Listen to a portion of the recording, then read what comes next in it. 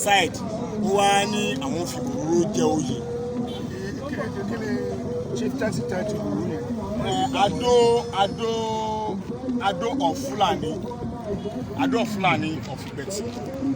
Ado of Fulani of Ibeti. Yes. Ado of Fulani of Ibeti yẹn ó ní pàkàtí ń kó láàrin àwọn Fulani. Ó ní pàtó ń kó. Nígbà táwọn ṣe celebrate ẹ̀ ń sìn tí àwọn Fulani ẹ̀ ń celebrate ẹ̀ tí wọ́n ń pè òbí káàkiri ni pé àwọn ti jẹ oyè tó ju ọba ilẹ̀ Yorùbá lọ. Wọ́n dàda ni wọ́n kó jáde lánàá tí wọ́n ń yìnbọn. So wọ́n decide pé àwọn ti now tẹ́ bá lọ sí kára ń sìn ẹ máa wò ó pé even Fulani ni àwọn tó jẹ́ vigilante ń bẹ̀ tó yẹ kó jẹ́ Yorùbá tẹ́ bá lọ sínú hàn Fulani lè máa bá tó máa jẹ́ vigilante ń bẹ̀ even àwọn akẹ́tà ajá àwọn ọmọ òlú òní ráìsì àwọn kankan tó dẹ̀ wrong now olórí ṣé nítorí mọ̀lú 150 or màlúù 200,000 naira or because of how much because of 50,000 naira or because of 500,000 naira ẹ wá decide ẹ wá ní bòròró wá lóun fẹ́ jẹ oyè ẹ wá lọ fi bòròró jẹ oyè against the wish of the indigene of the town it is wrong. Do you understand? We need to protect our future. We need to protect our forefathers' land. Because ìṣe máa ń bẹ̀rẹ̀ òjò báyìí lọ.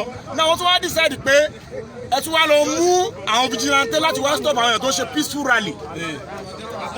Àtọlọ́pàá tí vigilante máa lọ yìnbọn ó ti go out of hand if the kábíyèsí is incapacitated. Ṣẹ́ngbọ́ if the kábíyèsí of the town is incapacitated. You should there is always an hierarchy in everything. You understand? There is another sensible person that's supposed to take that leadership.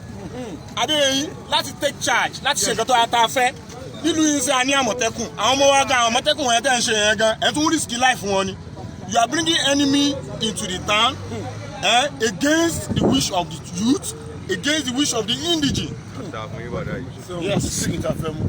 Thank you, sir. Ẹ dákun jẹ́ ká ṣe jẹ́jẹ́ gbogbo Nàìjíríà ni ó gbọ́.